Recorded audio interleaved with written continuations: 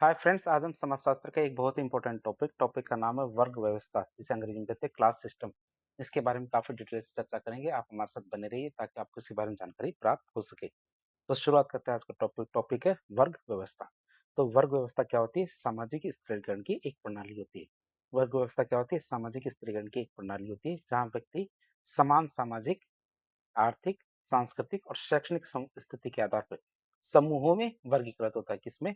समूहों में वर्गीकृत होता है। ये बहुत महत्वपूर्ण शब्द है, समूहों में। किसी भी एक व्यक्ति का कोई वर्ग नहीं बन सकता। ये क्या? समूहों में वर्गीकृत होते हैं। किस आधार पे? व्यक्ति समान सामाजिक, मतलब एक जैसे सामाजिक स्थिति वालों का एक समूह बनेगा। दूसरे आर्थिक, सांस्कृतिक और शैक्षणिक, इनमें जो समान जो समूह होंगे, समान व्यक्ति होंगे, तो वो एक ही समूह में शामिल किए जाएंगे। बात करें इनकी, तो ये हमारी सामाजिक गतिशीलता की एक मुक्त अवस्था होते हैं। मतलब एक व्यक्ति एक समूह से दूसरे व्यक्ति समूह में कभी भी जा सकता है। इसलिए कहते हैं सामाजिक गतिशीलता की एक मुक्त अवस्था, जिसका अर्थ है कि व्यक्ति अपनी योग्यता और प्रयासों से एक वर्ग से दूसरे वर्ग में जा सकता है। फिर देखेंगे वर्ग का मतलब क्या, वर्ग का आशय क्या है। तो वर्ग का आशय समान स्थिति वाले व्यक्तियों के एक ऐसे समूह से होता है। वर्ग का आशय क्या होता है? समान स्थिति वाले, ये शब्द जरूरी है, समान स्थिति वाले ऐसे व्यक्तियों का एक समूह होता है जिसमें व्यक्ति प्रत्यक्ष या अप्रत्यक्ष रूप से एक दूसरे से संबंधित होते हैं। क्या व्यक्ति क्या प्रत्यक्ष या फिर अप्रत्यक्ष रूप से एक दूसरे से संबंधित होते हैं? उदाहरण के लिए देखें, जैसे हमारे शिक्षक वर्ग होते हैं, टीचर्स, विद्यार्थी वर्ग, मजदूर वर्ग। तो इस तरह से ये सारे के सारे क्या प्रत्यक्ष और अप्रत्यक्ष रूप से एक दूसरे से संबंधित होते हैं। मतलब इनकी समस्याएं लगभग सभी की समस्या और इनका फायदा लगभग सभी का फायदा होता है। अब बात करें वर्ग का आधार, किस आधार पर वर्ग बनाए जाते हैं। जैसे वर्ग का आधार होता है सामाजिक स्थिति, जैसे अमीर और गरीब। आर्थिक स्थिति, बात करें ज्यादा पैसे वाले, मध्यम वर्गीय और निम्न आय वाले। सांस्कृतिक स्थिति, जैसे हमारे सबकी संस्कृतियां अलग है, जैसे दक्षिण भारत की अलग है, पूर्वी भारत की अलग है, पश्चिम भारत की अलग है। तो संस्कृति आधार।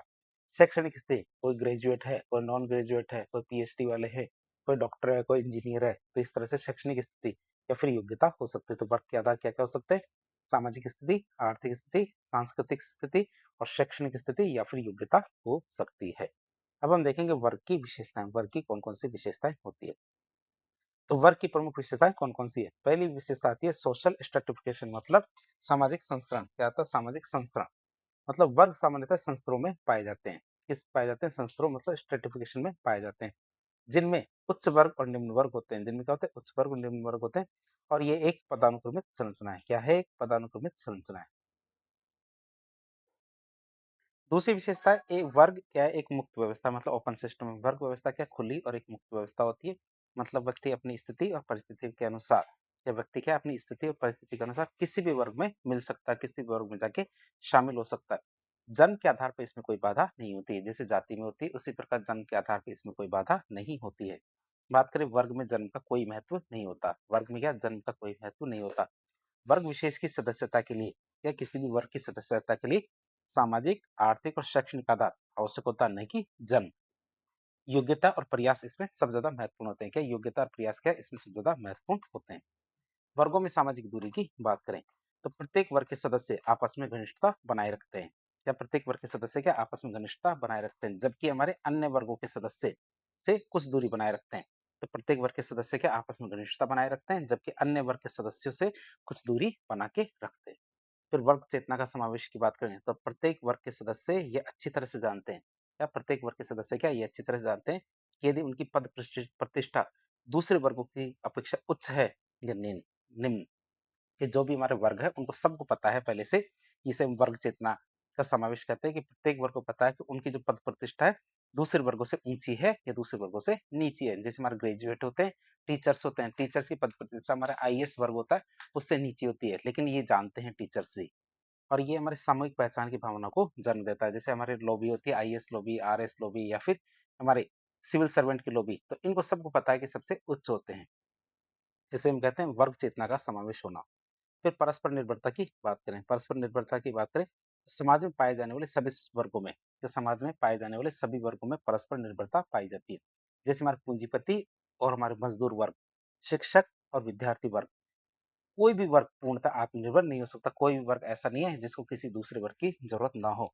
सभी वर्गों को दूसरे वर्गों की जरूरत पड़ती है। एक वर्ग दूसरे वर्ग पर निर्भर होता है। जैसे पूंजीपति वर्ग तभी अस्तित्व में आ सकता है जब उसके पास मजदूर वर्ग हो, क्योंकि मजदूरी तो कमा के देगा तभी तो पूंजीपति पूंजीपति बना रहेगा। फिर उपवर्गों के निर्माण की बात करें तो वर्ग व्यवस्था में भी उपवर्ग पाए जाते हैं। जैसे हमारे मजदूर वर्ग के अंतर्गत बीड़ी श्रमिकों का वर्ग, मध्यम वर्ग के अंतर्गत हमारे उच्च मध्यम वर्ग या निम्न मध्यम वर्ग, तो इस तरह से उपवर्गों का निर्माण किया जाता है। फिर अस्थिर व्यवस्था की बात करें तो वर्ग व्यवस्था की धारणा अस्थिर होती है। कैसी होती है? अस्थिर होती है। अर्थात वर्ग व्यवस्था में समय समय पर परिवर्तन होता रहता है। क्या? वर्ग व्यवस्था में उस समय समय पर परिवर्तन होता रहता है। सामाजिक, आर्थिक और राजनीतिक परिवर्तनों के साथ वर्गों की संरचना भी बदल सकती है। यदि उनके सामाजिक, आर्थिक या राजनीतिक परिवर्तन होता है तो उनकी संरचना भी बदल जाती है। तो हमने वर्गों की विशेषताएं देखी। अब देखेंगे विशेषता के साथ साथ अब देखेंगे हम क्या वर्ग की वर्ग व्यवस्था के आधार, मतलब किन किन आधार पर वर्ग निर्माण किया जा सकता है। तो वर्ग व्यवस्था विभिन्न कारकों पर आधारित होती है। जैसे एक आर्थिक स्थिति की बात करें जिसमें आय, धन, संपत्ति और पूंजी, इस आधार पर वर्गों का निर्माण हो सकता है। शिक्षा की बात करें तो शैक्षिक योग्यता और स्तर के आधार पर वर्गों का निर्माण हो सकता है। व्यवसायिक प्रकृति की बात करें तो पेशे, कुल और अकुशल श्रम, इस तरह से हमारे बहुत सारे कैटेगरी है जिनके आधार पर वर्गों का निर्माण हो सकता है। सामाजिक स्थिति की बात करें, प्रतिष्ठा, सम्मान और प्रभाव, प्रतिष्ठा, सम्मान और प्रभाव, इनके आधार पर वर्गों का निर्माण हो सकता है। निवास स्थान की बात करें तो शहरी हो या ग्रामीण हो, पौष इलाकों में भी हमारे वर्गों का निर्माण हो सकता है। धर्म की बात करें तो कुछ हद तक धार्मिक समूह के प्रभाव और स्थिति के कारण भी वर्गों का निर्माण हो जाता है। जाति की बात करें तो आधुनिक संदर्भ में कम है, जाति के आधार पर वर्गों का निर्माण होना आधुनिक संदर्भ में कम है, लेकिन ऐतिहासिक रूप में हमारे स्त्रीकरण हुआ था, स्ट्रेटिफिकेशन हुआ था, जिस वजह से जातियों की वजह से वर्गों का निर्माण हुआ था। अब आता सबसे फेमस जो परीक्षा में आता है, रॉबर्ट बीयरस्टीड का। क्या रॉबर्ट बीयरस्टीड ने वर्ग निर्धारण के 7 आधार दिए थे। कितने? 7 आधार दिए थे। किसने? रॉबर्ट बीयरस्टीड ने। और 7 आधार कौन-कौन से थे? पहला आधार था संपत्ति, धन, पूंजी और आय। या संपत्ति, धन, पूंजी या फिर आय। दूसरा आधार था परिवार या फिर रक्त समूह, जिसे हम वंशानुगत प्रतिष्ठा भी कह सकते हैं। तीसरा आधार था हमारा निवास का स्थान, जैसे हमारा उच्च वर्ग के क्षेत्र। निवास का स्थान जैसे हमारा उच्च वर्ग के क्षेत्र है ये। चौथा आधार था हमारा निवास की अवधि, मतलब किसी स्थान पर लंबे समय तक निवास करने से जो प्रतिष्ठा मिलती है, उसकी बात कर रहे थे रॉबर्ट बीयरस्टीड। पांचवा आता हमारा पेशा। पांचवा क्या? पेशा, जिसके आधार पर वर्गों का निर्माण होता है। छठा आता हमारी शिक्षा। छठा क्या था? शिक्षा। और सातवां आता धर्म। तो कुछ समाजों में धर्म के आधार पर भी वर्गों का निर्माण होता है। ये थे हमारे 7 आधार किसके? रॉबर्ट बीयरस्टीड के। एक बार वापस बता दें आपको इनके आधारों के बारे में। पहला था हमारा संपत्ति, धन, पूंजी या फिर आय। दूसरा आधार था परिवार या फिर रक्त समूह, जिसे हम वंशानुगत प्रतिष्ठा भी कह सकते हैं। तीसरा आधार था हमारा क्या? निवास का स्थान, जैसे हमारे उच्च वर्ग के क्षेत्र होते हैं। चौथा आधार था हमारा निवास की अवधि, मतलब किसी भी स्थान पर लंबे समय तक निवास करने से जो प्रतिष्ठा प्राप्त होती है, उससे भी वर्गों का निर्माण होता है। पांचवा था पेशा। छठा हमारी शिक्षा। सातवां हमारे कुछ समाजों में धर्म। अब हम देखेंगे थॉर्स्टीन वेबलन के अनुसार। किसके अनुसार? थॉर्स्टीन वेबलन के अनुसार वर्गों को 4 प्रमुख भागों में बांटा गया। कितने? 4 प्रमुख वर्गों में बांटा है। पहला वर्ग आता है हमारे कौन से? Leisure class. लीजर क्लास की बात करें तो परजीवी या अनुत्पादक विलासी वर्ग, मतलब जो खुद कुछ नहीं करते बल्कि दूसरे की कमाई को खा के जिंदा रहते हैं। तो ये लोग क्या उत्पादन में सीधे शामिल नहीं होते हैं, बल्कि अपनी संपत्ति या विरासत से जीवन यापन करते रहते हैं। अब उनके पास जो संपत्ति है या फिर उनके पास जो विरासत है, उसी से अपना जीवन यापन करते हैं। जैसे किराए के कमरे बना के उनसे जीवन यापन करना। और अपना जीवन कैसे बिताते हैं? विलासी जीवन बिताते हैं। तो ये कैसे होते हैं? परजीवी या फिर अनुत्पादक विलासी वर्ग, जो दूसरों की कमाई को खाते हैं। फिर आते हैं हमारे पुराने रईस या नवाब, जिसे ओल्ड मनी कहते हैं। वे जिनके पास पीढ़ी दर पीढ़ी बहुत सारा धन और प्रतिष्ठा है, उसी से कमा के खा रहे हैं। ये होते हैं हमारे कौन से? पुराने रईस या फिर नवाब, जिन्हें ओल्ड मनी कहते हैं। किसके अनुसार? थॉर्स्टेन वेबलन के अनुसार। तीसरा नव धनाढ्य, जो अचानक नए नए अमीर हुए या फिर सट्टेबाज, न्यू मनी या कॉन्स्पिशियस कंज्यूमर की बात करें तो वे जिन्होंने हाल ही में धन कमाया है और अक्सर अपनी संपत्ति का प्रदर्शन करते रहते हैं। नया नो दिन पुराना सो दिन, मतलब जिनके पास अचानक पैसा आता है वो दिखाता घूमता रहता है। तो तीसरा वर्ग आता है हमारा नवधनाढ्य सट्टेबाज। चौथा वर्ग आता है हमारा अनुत्पादक। अनुत्पादक या उत्पादक श्रमजीवी वर्ग, प्रोडक्टिव लेबरस। तो वे जो शारीरिक या फिर मानसिक श्रम करके उत्पादन में संलग्न होते हैं। तो थॉर्स्टीन वेबलन के अनुसार देखें तो वर्गों को 4 प्रमुख भागों में बांटा है। पहला परजीवी या अनुत्पादक या फिर विलासी वर्ग। दूसरा पुराने रईस या फिर नवाब। तीसरा नवधनाढ्य या फिर सट्टेबाज। चौथा हमारा उत्पादक श्रमजीवी वर्ग। अब हम देखेंगे जो वर्ग व्यवस्था है इसका महत्व या फिर गुण या फिर इसके प्रकार्य क्या है। तो वर्ग व्यवस्था के कुछ सकारात्मक पहलू भी है या फिर कार्य भी है। बात वैसे तो इनके दोष है, कमियां, इनको नकारा नहीं जा सकता, लेकिन गुणों को भी देखना पड़ेगा। पहला गुण आता हमारा आर्थिक विकास समृद्धि। प्रतिस्पर्धा को बढ़ावा देके, क्या प्रतिस्पर्धा को बढ़ावा देकर व्यक्तिगत प्रयासों को प्रोत्साहित करके, क्या प्रतिस्पर्धा को बढ़ावा देकर और व्यक्तिगत प्रयासों को प्रोत्साहित करके आर्थिक विकास में योगदान देता है। क्या करता है? आर्थिक विकास में योगदान देता है। कौन? वर्ग। दूसरी बात करें हमारे स्वस्थ प्रतिस्पर्धा और आधुनिकीकरण में वृद्धि। तो योग्यता और प्रयासों को पुरस्कृत करके, क्या योग्यता और प्रयासों को पुरस्कृत करके क्या व्यक्तियों को आगे बढ़ने के लिए प्रेरित करता है? कौन? वर्ग व्यवस्था। बात करें जाति व्यवस्था और असमानता को कम करता है। क्या करता है? जाति व्यवस्था और असमानता को कम करता है।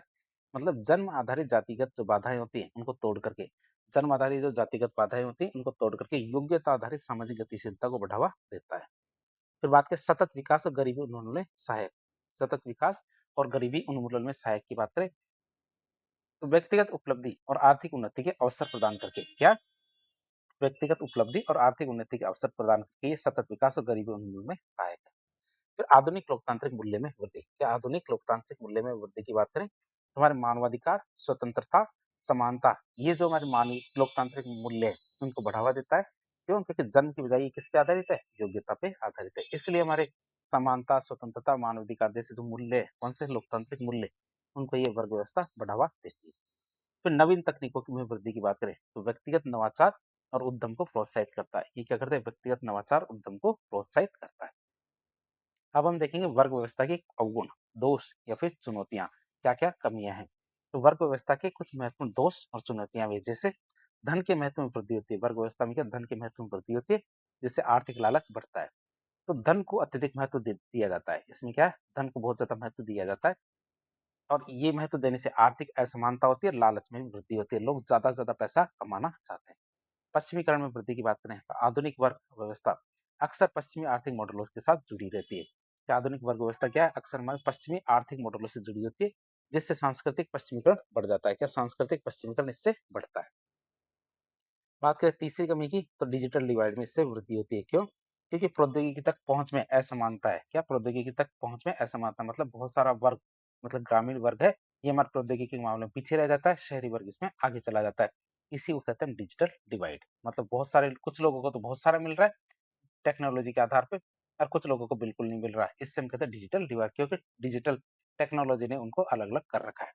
जैसे हमारे उच्च वर्ग और निम्न वर्ग के बीच में खाई बढ़ती जा रही है, अमीर और अमीर हो रहा है, गरीब और गरीब हो रहा है। अकुशल श्रमिकों के लिए हानिकारक बात करें, ये व्यवस्था क्या है? अक्सर जो अकुशल श्रमिक है, जिनको कुछ नहीं पता, जो केवल लेबर का काम करते हैं और उनके पास, जिनके पास आवश्यक कौशल भी नहीं है, उनके लिए अवसर सीमित कर देता। कौन?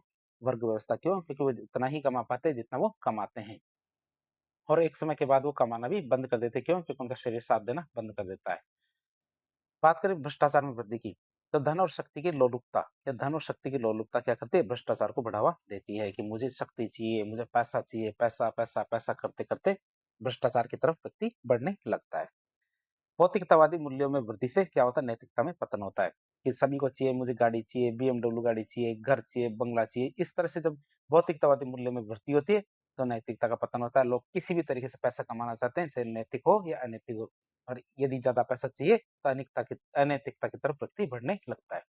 भौतिकतावादी मूल्यों पर अत्यधिक जोर देने से क्या होता है? सामाजिक नैतिकता और मानवीय संबंधों में गिरावट आ सकती है। क्या होता है? हमारे सामाजिक नैतिकता और मानवीय संबंधों में इससे गिरावट आ सकती है। अब बात करें वर्ग व्यवस्था की उत्पत्ति के कारण। वर्ग व्यवस्था किस तरह से उत्पत्ति हुई थी, इनकी उत्पत्ति के कारणों की बात करें तो आधुनिक वर्ग व्यवस्था के उद्भव के कई कारण हैं। जैसे पहला कारण आता है हमारा औद्योगिकरण और नगरीकरण। कौन सा? औद्योगिकरण नगरीकरण की बात करें तो औद्योगिक क्रांति और शहरीकरण ने, किसने? औद्योगिक क्रांति और शहरीकरण ने हमारे नए नए व्यवसाय और आर्थिक अवसर पैदा किए हैं। किसने? औद्योगिक क्रांति और शहरीकरण ने नए नए व्यवसाय और आर्थिक अवसर पैदा किए हैं, जिससे हमारे पारंपरिक जो सामाजिक संरचना है ये कमजोर हुई और नए नए वर्गों का उदय हुआ। बात करें हमारे आंदोलन की, कौन से आंदोलन? लोकतांत्रिक मूल्यों में वृद्धि। लोकतांत्रिक में मूल्य में वृद्धि हुई तो इससे हमारे आंदोलन हुए। बात करें कैसे तो समानता और न्याय के लिए कुछ आंदोलन हुए। क्या? समानता और न्याय के लिए जो आंदोलन हुए थे, उन्होंने जन्म आधारित व्यवस्थाओं को चुनौती दी। किसको? जन्म आधारित व्यवस्थाओं को चुनौती दी और योग्यता आधारित वर्ग व्यवस्था को बढ़ावा दिया। किसको? योग्यता आधारित वर्ग व्यवस्था को बढ़ावा दिया। पूंजीवादी अर्थव्यवस्था का विकास की बात करें तो पूंजीवादी व्यवस्था ने संपत्ति और उत्पादन के साधनों के, कि पूंजीवादी व्यवस्था ने क्या किया? संपत्ति और उत्पादन के साधनों के स्वामित्व के आधार पर नए नए वर्ग, जैसे हमारे पूंजीपति और मजदूर वर्ग, इस तरह के वर्गों को जन्म दिया। इसने पूंजीवादी अर्थव्यवस्था। फिर सूचना और संचार क्रांति की बात करें तो सूचना तक आसान पहुँचने क्या सभी की पहुँच किस तक हो गई? सूचना तक। तो सूचना तक आसान पहुँचने ज्ञान और कौशल के महत्व को बढ़ा दिया, जिससे नए-नए वर्गों का उदय होता है। बात करें हमारे औद्योगिक क्रांति और तकनीकी के विकास की। क्या औद्योगिक क्रांति और तकनीकी के विकास की बात करें, तो इसने उत्पादन के तरीकों को ही बदल दिया। इसने क्या किया? उत्पादन के तरीकों को बदल दिया, जिससे श्रम का विभाजन हुआ। जिससे क्या होता है? श्रम का विभाजन हुआ और विशेषज्ञता के आधार पर नए-नए व्यावसायिक वर्ग बने। तो इस तरह हमने देखा किन-किन आधारों पर हमारे नए-नए वर्गों का उदय हुआ था। आप इसे याद रखेंगे। अब हम देखेंगे छठा छठा देखेंगे पॉइंट, जिसमें समाज में वर्गों का निर्माण किस तरह हुआ। किसके नजरिए से देखेंगे हम? कार्ल मार्क्स के नजरिए से।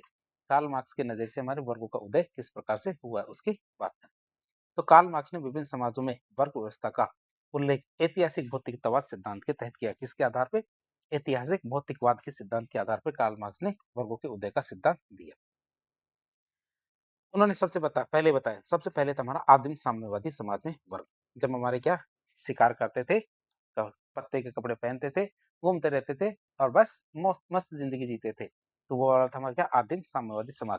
इस युग में क्या था? उत्पादन के साधनों पर सभी का समान स्वामित्व था। क्यों? क्योंकि जंगलों में रहते थे, गुफाओं में रहते थे, मांस खाते थे और अपनी जिंदगी मौज से जीते थे। तो उस समय क्या था हमारे? उत्पादन के साधनों पर सभी का समान अधिकार हुआ करता था। सब मिलकर उत्पादन करते थे और उसको सभी में आपस में बराबर-बराबर बाँट लिया करते थे। वर्ग व्यवस्था इस उस समय विकसित नहीं हुई थी। क्या उस समय क्या वर्ग व्यवस्था विकसित नहीं हुई थी? फिर आता है हमारा कौन-सा वर्ग आता है? दासत्व युग। दासत्व युग मतलब समाज में क्या निजी संपत्ति के विचारों का उदय हुआ। तेरा मेरा शुरू हो गया। ये तेरा है, ये मेरा है। ये विचार होना शुरू हो जाता है। और इस युग में क्या होता है? बल या फिर शक्ति के आधार पे। किसके आधार पे? बल या शक्ति के आधार, जिसकी लाठी उसकी भैंस, मतलब जिसके पास बल और उत्पादन के साधन है, तो उसके आधार पे क्या जो हमारा उत्पादन के साधन है उन पे कुछ लोगों का ही अधिकार हो गया। जिसके पास ताकत ज्यादा उसके पास अधिकार ज्यादा। तो कुछ लोगों ने दासत्व स्वीकार कर लिया, जिनके जो कमजोर थे, जो शारीरिक रूप से कमजोर थे, वो क्या दास बन गए। जिनके पास शक्ति ज्यादा थी, वो उनके पास क्या उत्पादन के साधन आ गए।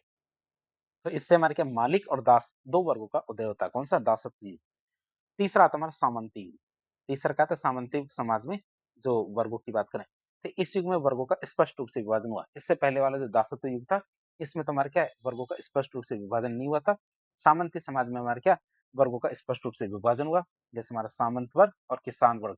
किसान वर्ग क्या होता है? भूदास होते हैं। क्या होते हैं? भूदास होते हैं, मतलब जमीनों के चक्कर में दास बने हुए हैं। तो किसानों की स्थिति पूर्ण रूप से दासों जैसी नहीं थी। सामंती वर्ग में क्या किसानों की स्थिति क्या पूर्ण रूप से दासों जैसी नहीं थी, लेकिन उन पर अनेक प्रकार के प्रतिबंध थे और वे सामंतों के अधीन ही काम किया करते थे। कि जैसे किसान जैसे टैक्स देंगे, तो ऐसे करके बहुत सारे प्रतिबंध थे, या फिर बेगार करते थे किसान। तो इस तरह के बहुत सारे प्रतिबंध किसानों पर लगाए जाते थे, लेकिन वो दास तो नहीं थे, लेकिन दासों जैसी स्थिति की तरफ बढ़ रहे थे। बात करें पूंजीवादी समाज में वर्गों की बात करें, यह सब हम क्या कार्ल मार्क्स के अनुसार देख रहे हैं। पूंजीवादी समाज में वर्गों की बात करें, तो इस युग में मशीनों का आविष्कार हुआ और उद्योग धंधों का विकास हुआ। इस युग में क्या होता है? मशीनों का आविष्कार होता है और उद्योग धंधों का विकास होता है। उत्पादन के साधनों पर पूंजीपतियों मतलब मालिकों का अधिकार हुआ, जबकि उत्पादन का कार्य कौन करते थे? श्रमिकों के द्वारा किया जाता था। जबकि अधिकार किसका? पूंजीपति, ये मालिकों का। और कार्य कौन कर रहे हैं? हमारे श्रमिक के द्वारा कार्य किया जा रहा है। कार्ल मार्क्स ने श्रमिक वर्ग को सर्वहारा वर्ग कहा और पूंजीपति वर्ग को हमारा बुर्जुआ वर्ग कहा। आप इसे याद रखेंगे कि श्रमिक वर्ग को तो क्या कहते थे? सर्वहारा वर्ग। और पूंजीपति वर्ग को क्या बोलते थे कार्ल मार्क्स? बुर्जुआ वर्ग। फिर कहते हैं कार्ल मार्क्स, ये ऐसे ही होते ही हमारे क्या शुरू हो जाता है? क्लास स्ट्रगल, मतलब वर्ग संघर्ष शुरू होता है। परिचय की बात करें तो वर्ग संघर्ष की पूर्ण विवेचना हमारे कार्ल मार्क्स ने ही की थी। कि वर्ग संघर्ष के बारे में पूरी तरह से किसने बताया? कार्ल मार्क्स ने। उनके अनुसार इतिहास के प्रत्येक युग में समाज में दो वर्ग हमेशा परस्पर विरोधी रहे हैं। दोनों में हमेशा लड़ाई होती रही है, दो वर्गों के अंदर इतिहास में हमेशा ही। बात करें विकास के इंजन की, तो कार्ल मार्क्स का ये मानना था कि वर्ग संघर्ष से ही विकास की प्रगति आगे बढ़ती है। विकास की जो प्रक्रिया है आगे बढ़ती है किस आधार पे? संघर्ष के आधार पर। संघर्ष नहीं होगा तो विकास नहीं होगा। कौन मानते हैं? Karl Marx. एक अवस्था समाप्त होती है जब संघर्ष होता है, तो इसमें एक अवस्था तो समाप्त होती है और इसकी जगह दूसरी अवस्था ले लेती है। बात करें संघर्ष क्यों होता है, तो संघर्ष का मूल कारण क्या? उत्पादन के साधनों पर स्वामित्व रहता है। कि उत्पादन के साधनों पर किसका स्वामित्व होगा, इस आधार पर हमारे संघर्ष होता है। वर्ग संघर्ष की प्रक्रिया की बात करें तो इससे सबसे पहले वर्गों का निर्माण होता है। फिर वर्ग चेतना आती है, मतलब लोगों को एहसास होता है कि हमारा वर्ग नीचे है, तो ऊपर जाने की कोशिश करते हैं। फिर वर्ग चेतना में तीव्रता आती है, मतलब चाहे लड़ाई करना पड़े, चाहे कोई भी कार्य करना पड़े, लेकिन प्रत्येक व्यक्ति अपने वर्ग को चेंज करके ऊपर की तरफ जाना चाहता है। और इसी वजह से क्या होता है? वर्ग संघर्ष होता है। वर्ग संघर्ष की प्रक्रिया क्या होती है? पहले वर्गों का निर्माण होता है, फिर वर्ग चेतना आती है मतलब एहसास होता है, फिर वर्ग चेतना में तीव्रता आती है, फिर लड़ाई-झगड़े मतलब वर्ग संघर्ष होता है। अब बात करें इसके अंदर हमने वर्ग चेतना देखा, वर्ग चेतना क्या होती है? मतलब क्लास कंसिस्टेंस की बात करें। कार्ल मार्क्स के अनुसार देखें तो मजदूर का जीवन कितना ही दयनीय क्यों न हो, क्या मजदूर का जीवन कितना ही दयनीय क्यों न हो, जब तक उसमें ये चेतना नहीं आ जाती कि वह अकेला नहीं बल्कि दुनिया के सभी मजदूरों की हालत ऐसी है। क्या जब तक उसको ये चेतना नहीं आ जाती कि सभी मजदूरों की हालत यही है, तब तक वर्ग नहीं बन सकता। वर्ग निर्माण के आधार की बात करें, अंत में आता है वर्ग चेतना और वर्ग संगठन, दो ऐसे आधार है जिन पर हमारे वर्ग की संरचना खड़ी होती है। तो वर्ग चेतना और वर्ग संगठन क्या है? ऐसे दो आधार है जिन पे हमारे क्या वर्ग की संरचना खड़ी होती है।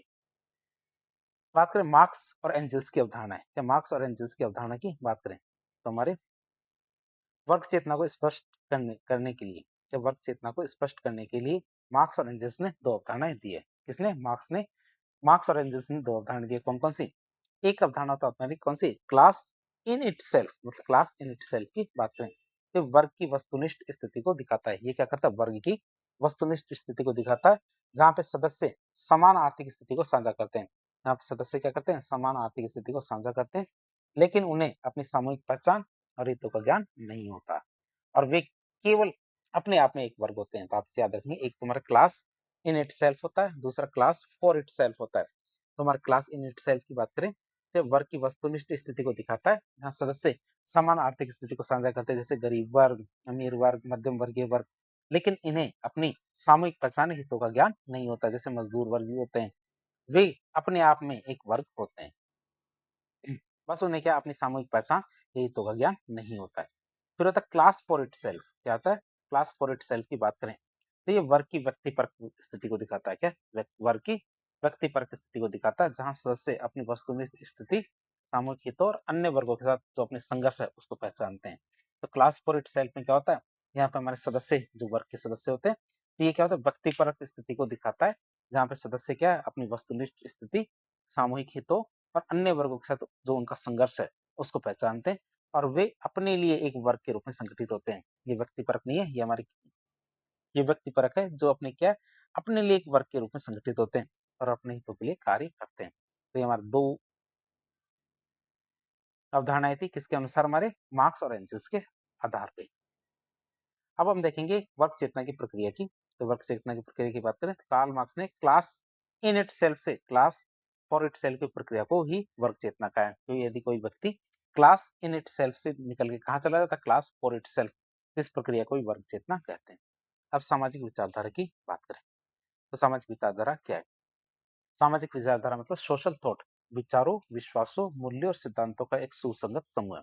सामाजिक विचारधारा क्या? हमारे विचारों, विश्वासों, मूल्यों और सिद्धांतों का एक सुसंगत समूह है, जो किसी समाज या उसके भीतर के जो किसी समाज या उसके भीतर के किसी विशिष्ट समूह के सामाजिक, आर्थिक और राजनीतिक जीवन को समझने, व्याख्या करने और आकार देने का प्रयास करता है। यह समाज कैसे काम करता है, उसे कैसा होना चाहिए और उसे उसमें किन परिवर्तनों की आवश्यकता है, किन परिवर्तनों की जरूरत है, इस पर विशेष दृष्टिकोण प्रस्तुत करता कौन? सामाजिक विचारधारा। बात करें सामाजिक विचारधाराओं की तो सामाजिक विचारधाराएं अक्सर क्या है? समाज में शक्ति संबंधों, असमानताओं, न्याय, स्वतंत्रता और प्रगति जैसे जो मुद्दे होते हैं उनसे संबंधित होती है और ये विभिन्न सामाजिक आंदोलनों, राजनीतिक प्रणालियों और सांस्कृतिक प्रथाओं को जन्म दे सकती है। कौन? सामाजिक विचारधारा। उदाहरण के लिए देखें जैसे पूंजीवाद, समाजवाद, साम्यवाद, उदारवाद, नारीवाद, जातिवाद, ये सभी अलग अलग सामाजिक विचारधाराएं जिनके समाज के विभिन्न पहलुओं जैसे अर्थव्यवस्था, लिंग, जाति, इनके बारे में अपनी अपनी विशिष्ट धारणाएं और लक्ष्य होते हैं। तो हमने सामाजिक विचारधाराओं के बारे में देखा, हमने जाति के बारे में भी देख लिया, वर्ग के बारे में देख लिया। अब दोनों में अंतर देख लेते हैं। तो जाति और वर्ग सामाजिक स्त्रीकरण के दो अलग अलग प्रणालियां होती हैं, इनमें अंतर देखते हैं। पहले जाति देखेंगे फिर वर्ग देखेंगे। जाति क्या होती है? एक सांस्कृतिक अवधारणा होती है, जबकि वर्ग क्या होता है? मुख्य रूप से आर्थिक अवधारणा होती है। जाति क्या होती है? जन्म से प्राप्त होती है, मतलब प्रदत्त सामाजिक स्थिति है, एक बार दे दिया तो व्यक्ति उसी में रहेगा। वर्ग क्या होता है? योग्यता और प्रयास से प्राप्त की जाती है, मतलब अर्जित सामाजिक स्थिति होती है। जाति क्या होती है? एक बंद व्यवस्था है। जाति क्या? एक बंद व्यवस्था है, जबकि वर्ग क्या होता है? खुली व्यवस्था होती है, कोई किसी भी वर्ग में कभी भी जा सकता है। जाति जन्म आधारित होती है, जबकि हमारी वर्ग व्यवस्था का आधार क्या होता है? शिक्षा, आय और पेशा। बात करें जाति क्या होती है? एक ही जाति में विवाह अनिवार्य होता है, वर्ग में ऐसा नहीं है, एक ही वर्ग में विवाह अनिवार्य नहीं है। व्यवसाय की बात करें तो जाति में प्रतिबंधित व्यवसाय होते हैं, जिसका जो व्यवसाय तय है वह व्यक्ति वही व्यवसाय करेगा। वर्ग में ऐसा नहीं है, वर्ग में योग्यता आधारित व्यवसाय होता है। जाति में क्या होता है, अपने सदस्यों के आचरण पर कठोर नियंत्रण रखा जाता है, जबकि वर्ग व्यवस्था में ऐसा नहीं है, सदस्यों के आचरणों पर कठोर नियंत्रण नहीं होता, बल्कि कम नियंत्रण होता है। इस जाति में क्या होता है, सदस्यों के मध्य आत्मीयता और सहयोग आधारित संबंध होते हैं। कैसे सदस्यों के मध्य आत्मीयता होती है कि हमारी ही जाति का है, तो इसके साथ संबंध सहयोग की व्यवस्था रखी जाती है, सहयोग रखा जाता है, आत्मीयता भी रखी जाती है। जबकि वर्गों में क्या, दिखावटी और स्वार्थ आधारित संबंध होते हैं, मतलब अधिक तो होता है, लेकिन कैसा होता है, हमारे दिखावटी और स्वार्थ आधारित संबंध होते हैं। जाति में निर्योग्यता और विशेषाधिकार होते हैं। कुछ जातियों को विशेषाधिकार मिलता है, जबकि कुछ जातियों को निर्योग्यताएँ थोपी जाती है। जबकि हमारे वर्गों में क्या, निर्योग्यता और विशेषाधिकार नहीं होते, मतलब कानूनी रूप से नहीं होते हैं। तो इस तरह से आज एक लेक्चर के ज़रिए हमने समाजशास्त्र का एक बहुत ही महत्वपूर्ण टॉपिक था हमारा वर्ग व्यवस्था। इसके बारे में काफ़ी डिटेल से जानने की कोशिश की। तो इस प्रकार के इन्फॉर्मेटिव वीडियो देखने के लिए हमारे चैनल से जुड़े। वीडियो यदि पसंद आता है तो वीडियो को लाइक करें, चैनल को सब्सक्राइब करें, अपने दोस्तों के साथ शेयर करें। धन्यवाद।